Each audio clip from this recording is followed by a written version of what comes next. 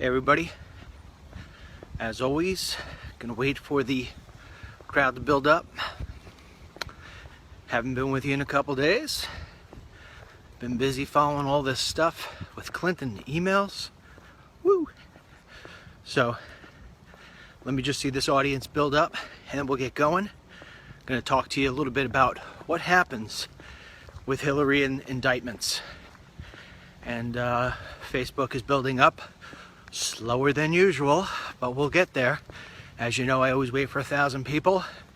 We're getting close, and there we go. Okay, so a few things. First and foremost, I want to let you guys know that working with some really great people who do live feeds, and all throughout the election night, I will be live here on Facebook for hours.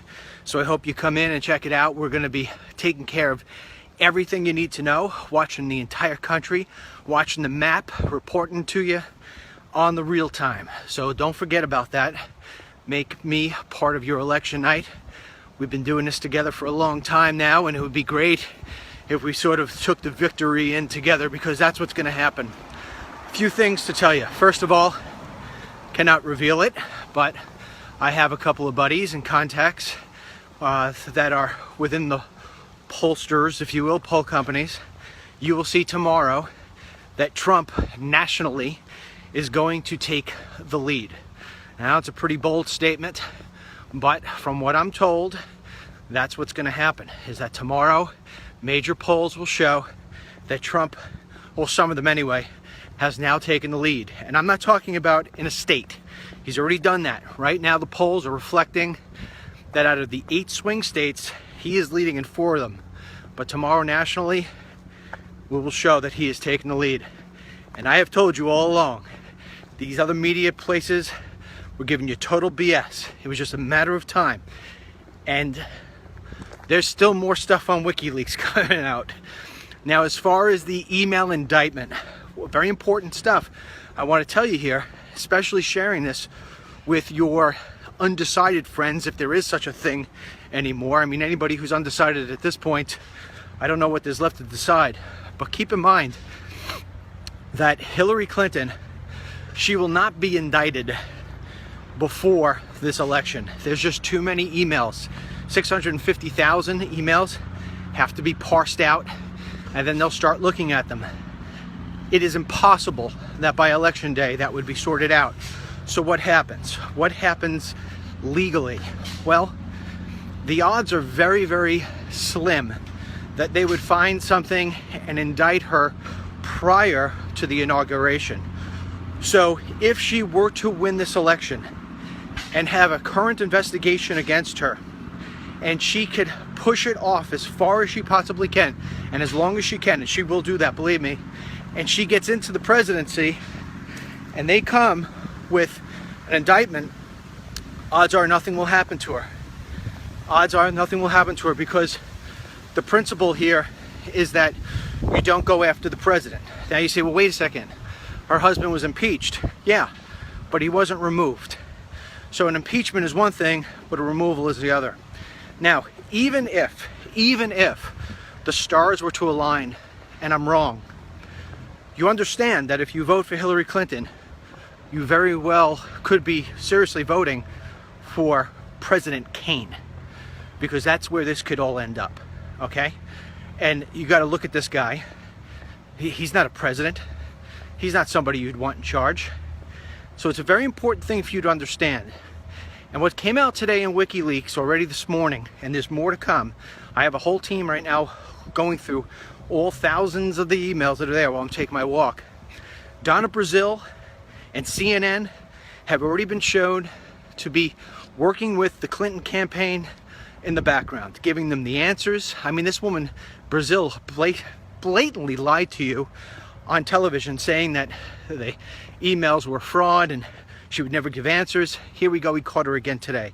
We even caught CNN giving poll information to the Clinton campaign before the poll information was released to the general public. I mean, this is disgusting. And this is why, keep in mind a few things here.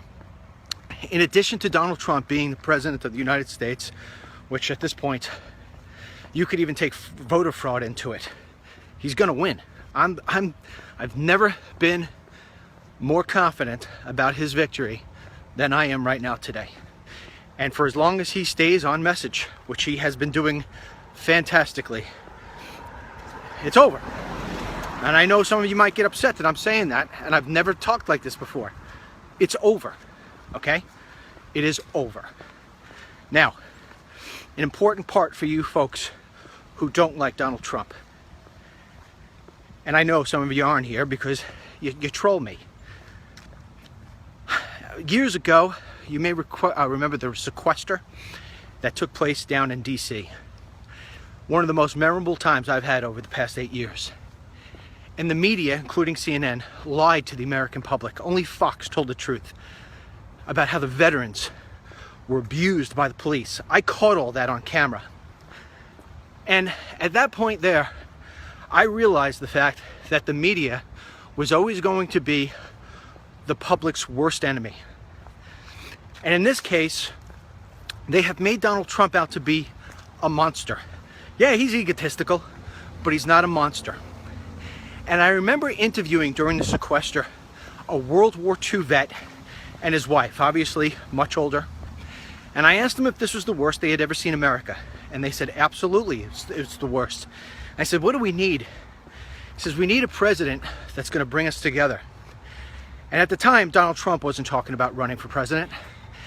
And I said to them, do you think that's possible because we're so divided? And this was, what, 2-3 years ago? And they said, yes, I do. Oh, here comes the church bells. Hope you could hear me. I said, why do you say that? And they said, you know, we remember when it was between Carter and Reagan. The hostages were out in Iran. The gas lines were down the block. Americans were fighting with each other left and right. It was a horrible time. She says, I remember I worked in D.C. and a bunch of us, because it was so expensive and with all the stuff with the gas, we used to carpool. And there were half the car was Democrats, half the car was Republicans. We didn't talk to each other in the car ride. And then the day that Reagan was actually elected and it was all over, it was sort of like we didn't have to deal with this every single day nonsense of an election.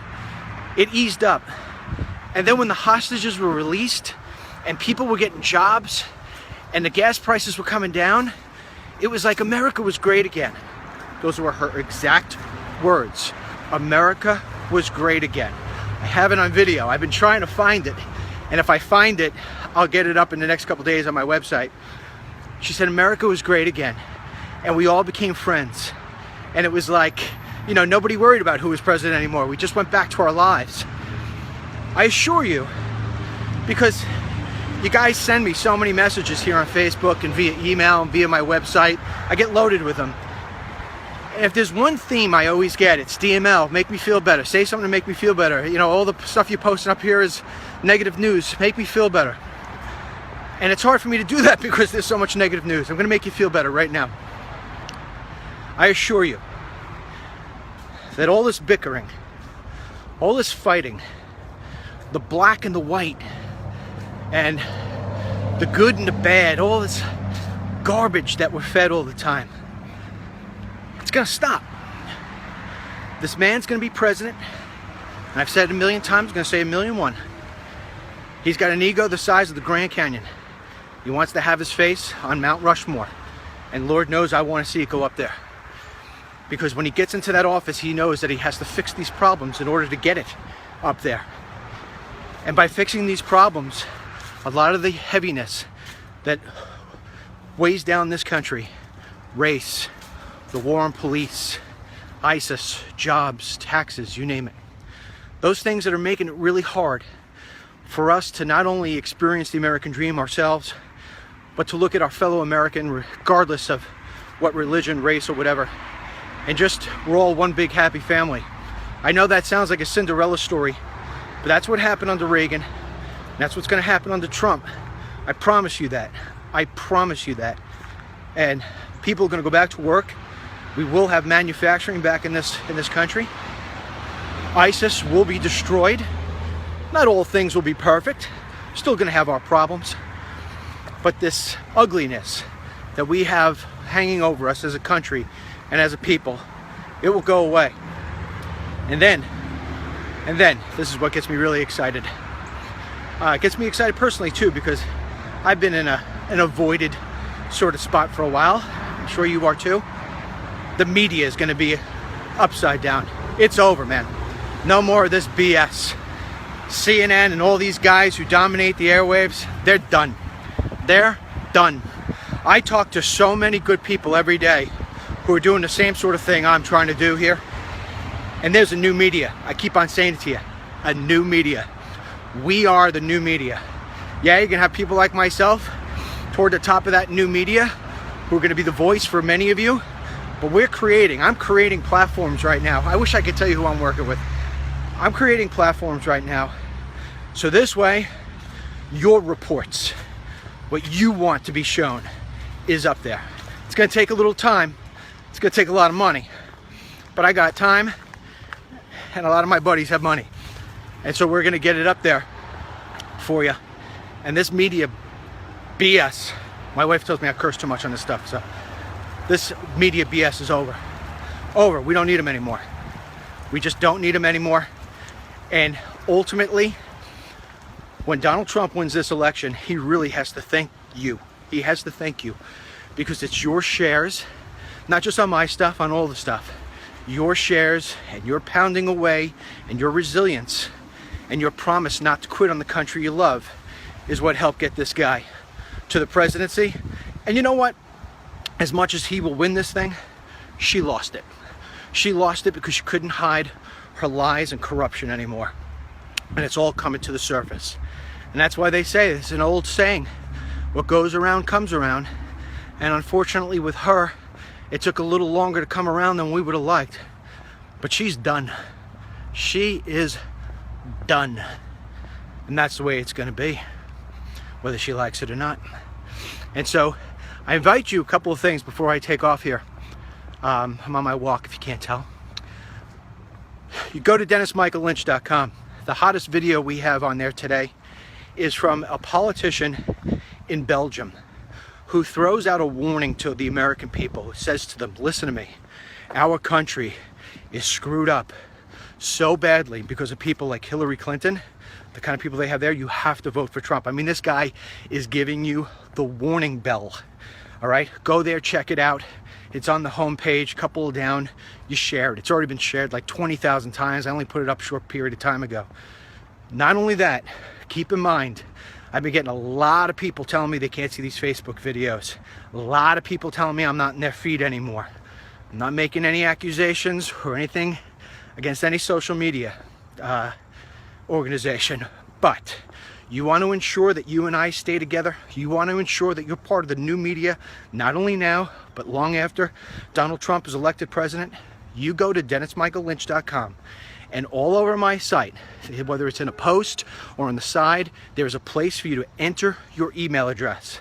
Every single day, we email out all the stories and all the events that we have going on.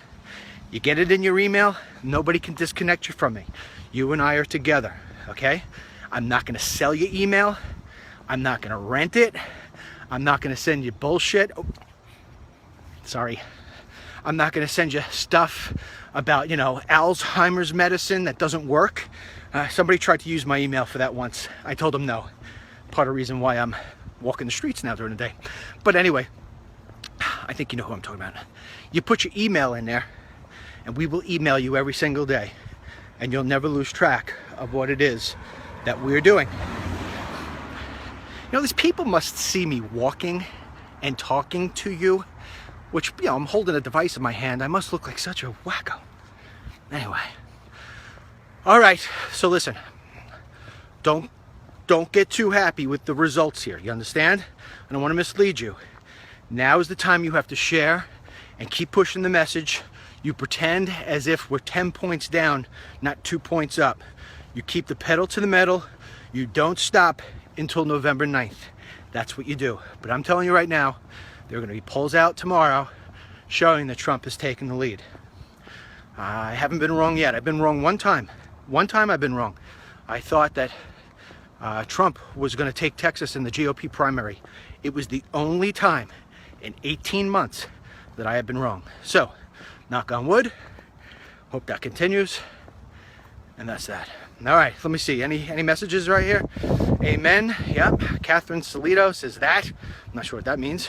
Joyce says vote, vote, vote. Yeah, you got to show up. Very good point, Joyce. Don't get comfortable. You got to show up. And there's an old saying. I don't know if it's an old saying. Maybe it's just an old practice. But, you know, sometimes, here's a good saying. You can't try to boil the ocean, you know? Don't try to do too many things. You wind up doing too many things, you wind up doing nothing. Your objective is to first and foremost get yourself to that voting machine if you haven't already. Number two, just one person. Just change one person who is either undecided or thinking about voting for Hillary. Just one person. Work on them. Work on them politely. Don't yell at them. Don't tell them they're stupid. Don't tell them they don't know what they're talking about. Just push them to tell you why they're voting for Hillary, not voting against Trump. Why are they voting for Hillary? And then when they can't come up with an answer, you say to them, you know, you don't need to like Donald Trump, but, you know, with him, you may have a little uncertainty about what you're getting because he's never been a public official, but with her, we know we're getting a criminal. Really want to elect a criminal? Who are you punishing? Donald Trump or yourself?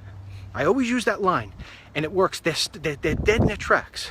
Had a young man not so long ago say to me, oh, he's a racist, he's this, he's that. And I said, no, he's not. But let's say he's not the nicest guy in the world. I don't agree with you, but I'll just say, okay. You don't vote for him? Who are you punishing? You punishing him? He's going to go back to being a billionaire. You're punishing yourself. Don't punish yourself. Don't punish yourself. Let his ego, let his business experience work for you. That's it. That's simple. It works every time. There's never a response to me, ever. And you got to deliver it with honey. And that's the way to do it. All right, I think I've taken too much of your time. I appreciate it. Remember, you need to share this. 17% of things that are on television, actually, you take a message that's on television, 17% of the people believe it. You take that same message, you put it on Facebook, and you share it, 72 or 73 people, 73% of people believe it. Same message, but because you're sharing it, it's believed more by the person on the other side. So you got to share, share, share. If you don't share, you're not doing your job. That's really what it comes down to. All right? All right, love you guys. God bless America. God bless our troops. God bless Donald Trump. God bless the United States of America. See you later.